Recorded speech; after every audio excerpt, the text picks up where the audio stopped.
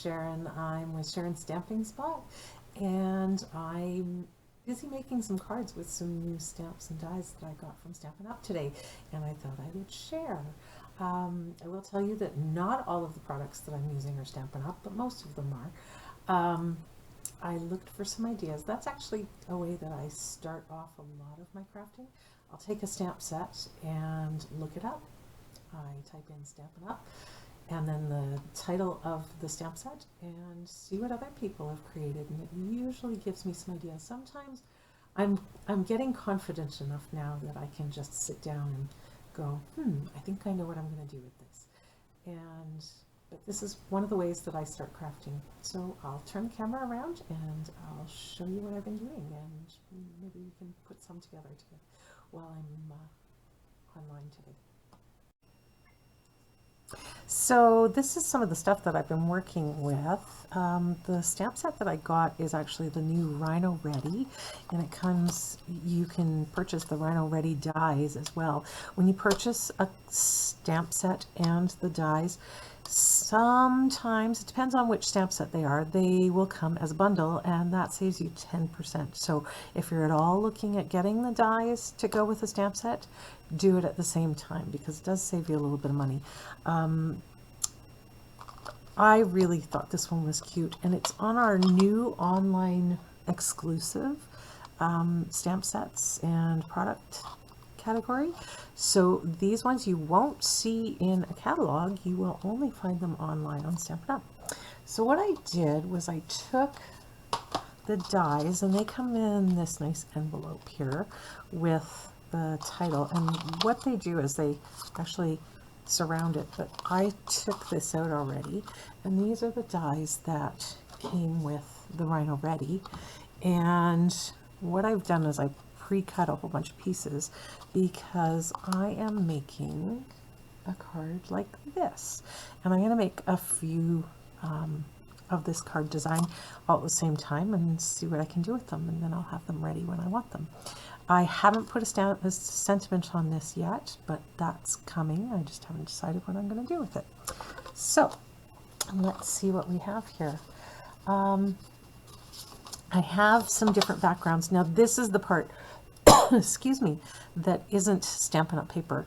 These are just some old paper pads that I had, and I am determined to go through them and use them as well and get them out of my stash so that I can concentrate on just having Stampin' Up papers. But that's okay, because they're kind of pretty, and there's no reason I need to worry about not using them.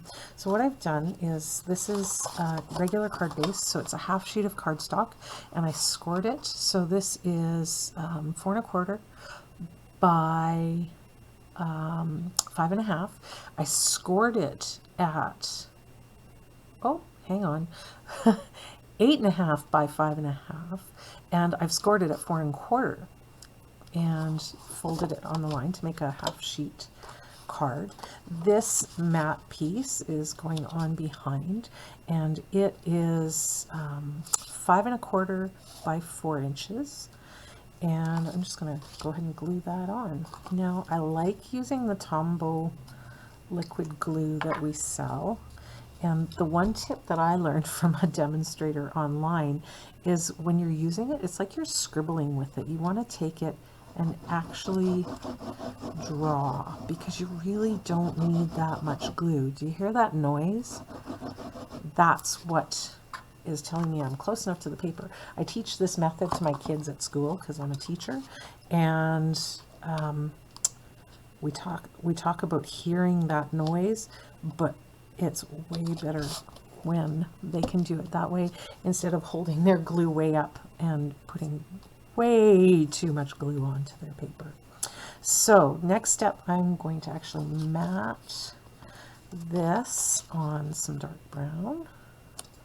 And so all I did is I'm just taking some very vanilla cardstock and gluing it on, and then I'm just going to cut it afterwards. So let's get that glued onto there. Basically, with liquid glue, less is more. I have made that mistake, and I show my students when you use too much, it ends up soggy and wrinkly, and it just doesn't look as nice. So I happen to have a nice little cutter that Stampin' Up offered for a little while. Unfortunately, you can't get these anymore, but they're nice and handy. I'm just gonna trim it up. I can use my big Stampin' Up cutter, but let's just use that one because it's handy. So I'm going to take that and I'm going to just glue it straight onto my cards. And with this glitter cardstock, I have to make sure that I actually get it onto the paper backing or it doesn't stick very well on the glitter. So the pieces with the Rhino, there's two different sizes of grass pieces, and those are the ones without the detailing in them. So I just cut those and used some scrap. It's sort of an old olive card stock. It's probably not, a lot of my scraps are, again, ones that I just had from another local store. But I'm going to take these and I'm actually going to just glue the big ones straight down.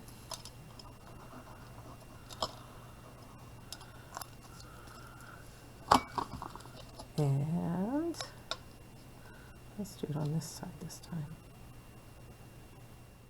Straight down onto my very vanilla. I'm going to take another one, but I'm going to actually use dimensionals. Our dimensionals come in two different sizes. So these are the minis, and they work just nice for this size of piece that I want to stick on.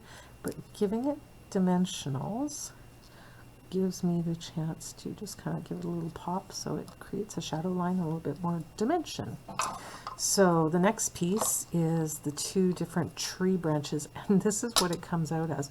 They are super skinny. So what I ended up doing, and this isn't the original bottle, but this is our fine tip glue, and I'm just going to use the glue, and whoa, that's way too much. See, I make lots of mistakes too.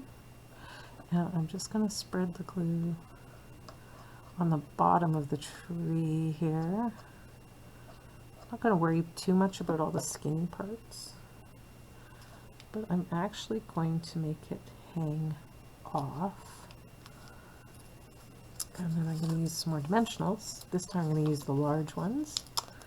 And I'm going to pop that up and put the top of the tree on.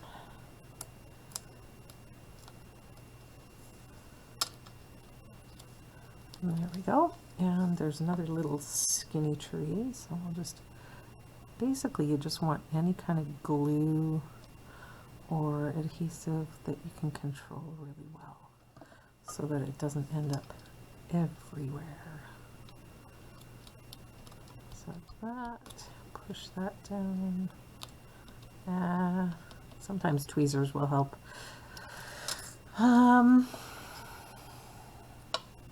Nope, I'm going to go with the same color. I think I like that consistency there.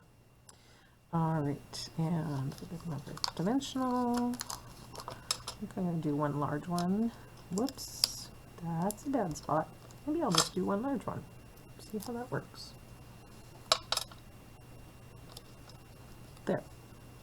And as far as the rhinos go, I've already stamped some, so I just took a piece of cardstock, stamped a whole bunch, and I used my Stampin' Blends. I used, these are our alcohol markers, and they match and coordinate perfectly with the colors. This one's called Petal Pink, and this is the light version, and this is the light smoky slate, and I just used it to add a little bit of detail to these guys. Now I could just take and fussy cut these out, but since I bought the dies, and I really bought the dies mostly for those trees because I thought they were so cool, but what you do is you're going to take this die and we're going to just line it up around that stamp outline. It should just basically just fit perfectly, and once you've got it lined up, I actually have been using a little bit of tape. That's just painter's tape. And I'm going to use my mini embossing machine. Now I've got boho blue one.